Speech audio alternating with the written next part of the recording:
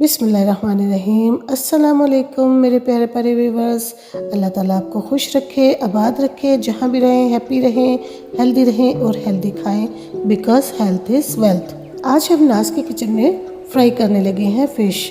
पहले भी हमने मसाले वाली फ़िश की वीडियो अपलोड की हुई है, किसी को पसंद है तो वो आप देख सकते हैं।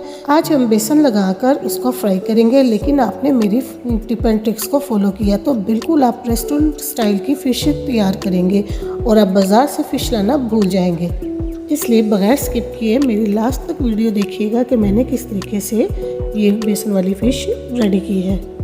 ये 1.5 kg रोहू फ़िश है और मैंने होममेड मसाला इसके ऊपर 3 टेबलस्पून ऐड किया था और 1 टेबलस्पून लहसुन अदरक का paste, 4 tablespoon soya sauce, 3 tablespoon सिरका, 3 टेबलस्पून लेमन, ये सब चीज़ें मैंने इसके ऊपर मैरिनेट करके 3-4 घंटे के लिए इसको रेस्ट दिया था।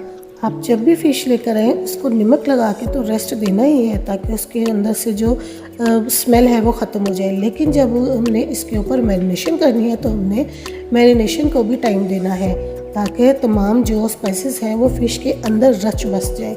बाज़ लोग तो करते हैं कि बेसन में ही नमक मिर्च डालते हैं और फिर फ़ौरन से फ़िश को बेसन में लगाते हैं और फ्राई कर देते हैं। इससे वो फोकी सी, सोगी सी और हलवा टाइप की बनती है। आप जितनी ज़्यादा भी उसको फ्राई कर ले उसमें वो सोगीपन नहीं जाता है। क्योंकि अगर फ़िश को मसाले के साथ मैरिनेट करके मैरिनेशन के लिए 3-4 घंटे का रेस्ट दिया जाए तो जो मसाले के अंदर नमक होता है वो फ़िश को डिहाइड्रेट करता है, यानी कि उसमें से जो मज़ीद पानी होता है वो रिड्यूस हो जाता है। उसी पानी में मैंने थोड़ा सा पानी ऐड किया है और 6 टेबलस्पून बेसन का ऐड किया है और मैंने बैटर तैयार कर लिया है फ़िश के ऊपर लगाने के लिए। और जब इसको मैं फ़िश के ऊपर लगाऊंगी तो आधा घंटा फिर मैं इस फ़िश को फ्रिज में रखूंगी रेस्ट के लिए। फिर आप देखिएगा कि जब इसको फ्राई करेंगे ना तो ये बैटर बिल्कुल भी नहीं उतरेगा और ना ही हमारा ऑयल ख़राब होगा और फ़िश इतनी टेस्टफुल और लाजवाब रेडी होगी ना कि आपकी सभी तारीफ़ करेंगे।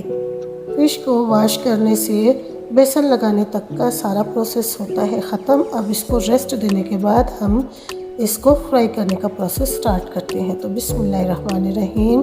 तो जी जनाब, हमने अपनी प्यारी सी कढ़ाई में ऑयल को फुल फ्लेम पे प्रीहीट किया। फिर उसके बाद हमने बहुत ही प्यार और एहतियात से फ़िश को ऑयल में ड्रॉप किया है, क्योंकि ये है ऑयल का मामला और जब ऑयल की छींटें पड़ती हैं तो हम जल भी सकते हैं। इसलिए बहुत ही प्यार से फ़िश को इसमें डालना है। और जब आप देखें कि बेसन की रंगत थोड़ी सी गोल्डन ब्राउन हो रही है तो फिर भी आपने बहुत ही एहतियात से 2 मिनट के बाद इसकी साइड चेंज करनी है। हर 2 मिनट के बाद फ़िश की साइड को चेंज करना है और टोटल हमने इसको 8 मिनट का टाइम देना है कुकिंग का। और ये देखें, हमने इसको हल्का हल्का सा प्रेस भी करना है ताकि इसमें जो मज़ीद पानी होगा ना वो खुश्क हो जाएगा और हमारी जो फ़िश होगी वो रेस्टोरेंट से भी ज़्यादा फ्लेवरफुल रेडी होगी। और जब हमने ऑयल गरम करना है तो फ्लेम को फुल रखना है चूल्हे के, और जब हमने फ़िश को ऑयल में ड्रॉप करना है तो उसके बाद हमने मीडियम टू लो कर देना है। बिल्कुल लो भी नहीं करना है, हमने मीडियम से थोड़ा सा कम करना है ताकि ये जो बेसन है वो जल्दी से कुक ना हो और फ़िश अंदर से हमारी कच्ची ना रहे। और जनाब, फ़िश के लिए हमने फ्लेम को इसलिए मीडियम टू लो रखना है क्योंकि जो फ़िश के ऊपर बेसन लगा हुआ है ना वो हाई फ्लेम पे जल्दी कुक हो जाएगा और हमारी फ़िश जो होगी वो अंदर से कच्ची होगी। तो इस तरीके से फिर आप सोचेंगे कि हमने तो वैसे ही फ़िश को कुक किया है लेकिन बेसन पक गया और फ़िश कच्ची है। इसलिए फ्लेम को बहुत ही ज़्यादा आपने नोटिस रखना है कि किस टाइम पे कितना फ्लेम रखना है।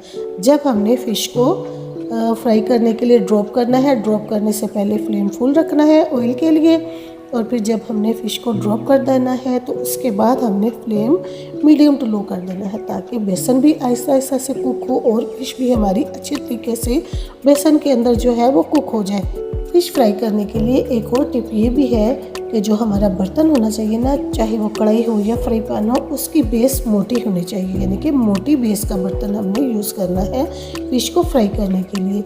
अगर बर्तन की बेस पतली होगी तो जो भी चीज़ हम फ्राई करते हैं ना वो बाहर से जल्दी से फ्राई हो जाएगी और अंदर से कच्ची रहेगी, और अगर हम अंदर से भी पकाने की कोशिश करेंगे तो बाहर से बेसन या फ़िश जल सकती है।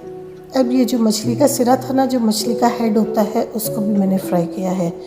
इसके भी बहुत से फ़ायदे होते हैं। बिस्मिल्लाहिर्रहमानिर्रहीम। माशाल्लाह सुभान अल्लाह, हमारी फ़िश रेडी हो चुकी है। अब मैं आपको इसको तोड़ के इसके मसल्स दिखाती हूँ और दिखाती हूँ कि ये किस तरीके से बाज़ार की फ़िश से भी बढ़ के रेडी हुई है। ये देखें, ये इसकी लेयर्स, ये इसी तरीके से लेयर्स बनती हैं कि हम मसाले की मैरिनेशन के बाद हम कम से कम 1 घंटा और ज़्यादा से ज़्यादा हम इसको 12 घंटे का रेस्ट दें। उससे ये होगा कि जो मसाले के अंदर नमक होता है ना, वो फ़िश के अंदर जो पानी होता है, जो सोगीपन होता है, वो ख़त्म हो जाता है इस तरीके से कि वो फ़िश जो होती है ना अपना पानी रिड्यूस कर देती है।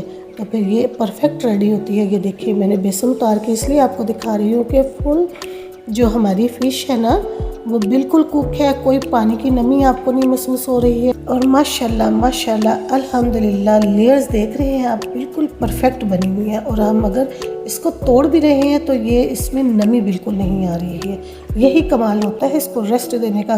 खाना पकाएं, लेकिन उसको इस तरीके से पकाएं कि देखने वाला भी खुश हो जाए और जब वो खाए तो वो आपकी तारीफ़ करता थक जाए।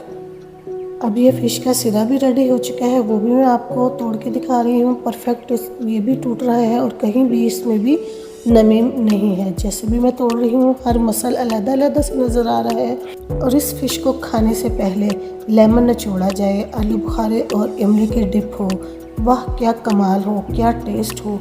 मेरी टिप एंड ट्रिक्स को फॉलो करते हुए आप एक बार इसको कुक करें और गेस्ट के आगे पेश करें तो लाजमी वो आपसे इसकी रेसिपी मांगेंगे।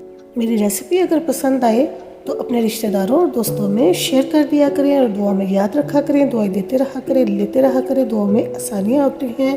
तो फिर मिलते हैं ना नेक्स्ट वीडियो में। अल्लाह हाफिज़, लव यू ऑल।